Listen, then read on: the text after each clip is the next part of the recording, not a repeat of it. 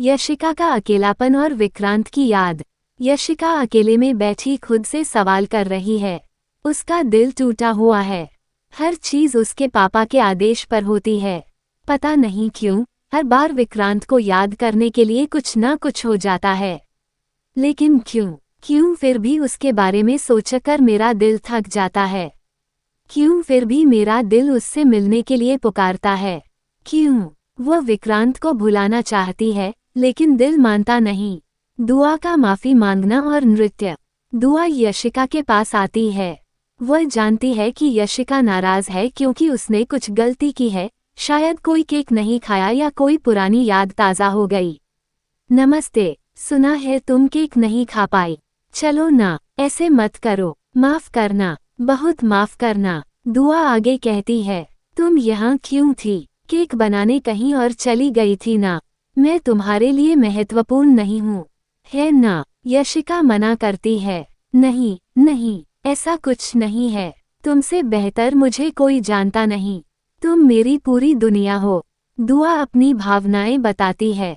तुम जानती हो कि तुमसे पहले मेरे रिश्ते सिर्फ हंसी मजाक थे। और तुम्हारे अलावा दुनिया में मेरे लिए कुछ महत्वपूर्ण नहीं। तुम मेरी जान हो। वह माफी मांगती है और वादा करती है, मैं जानती हूँ, गलती हो गई। बहुत गलत था, मैंने बहुत बुरा किया, लेकिन ये छोटी गलती थी, इसलिए माफ कर दो। फिर मूड बदलता है। दुआ यशिका को खुश करने के लिए कहती है, चलो बताओ मैं तुम्हें खुश करने के लिए क्या करूं? यशिका मजाक में कहती है, शाम को नृत्य करना पड़ेगा और केक खाना पड़ेगा। दोनों हंसते हुए नृत्य करने लगती हैं। दुआ गाना चलाती है, लेकिन गलती से वही पुराना गाना बज जाता है जो विक्रांत का पसंदीदा था। ये गाना सुनकर यशिका का पुराना दर्द फिर ताज़ा हो जाता है। वह परेशान हो जाती है। परिवार की चिंता और यशिका का दर्द। परिवार वाले देखते हैं कि विक्रांत की याद फिर से यशिका को परेशान कर रही है। अब ये गाना सुनकर विक्रांत का पुराना दर्द फिर नया हो जाएगा और यह यशिका को शांत नहीं रहने देगा। कोई कहता है कि बच्चे हमेशा जीत जाते हैं, लेकिन यहाँ विक्रांत ने सब छोड़ दिया था। फिर यशिका विक्रांत से माफी मांगती है, बहुत माफ करना, मैंने वो गाना नहीं चलाया था, डर लग रहा है। वह कहती है, बीत गया। फिर हिंदी में दृश्य बदलता है।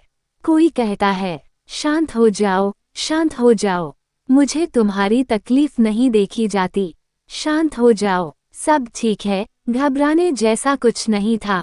एक काम करो, आज रात तुम यहीं रुक जाओ। ये लड़की बहुत जोखिम भरा चरित्र है, देख लेना, ये विक्रांत को अपने प्यार की जाल में फंसा लेगी। मैं ऐसा होने नहीं दूंगी। इस यशिका नाम की समस्या का स्थायी समाधान निकालना पड़ेगा। कोई यशिका को चुप करा रहा है और योजना बना रहा है कि यशिका को दूर करना पड़ेगा। सुबह का आश्चर्य और दुआ की प्रवेश। अगली सुबह परिवार में माहौल खुशगवार बनाने की कोशिश। शुभ प्रभात पापा जी, वो क्या खाएंगे? और ये सुपी क्या कर रही है? फिर दुआ और कोई मिलकर आश्चर्य योजना बनाते हैं। दुआ रसोइया है और सबको माफी बोलने के लिए विशेष व्यंजन बनाती है।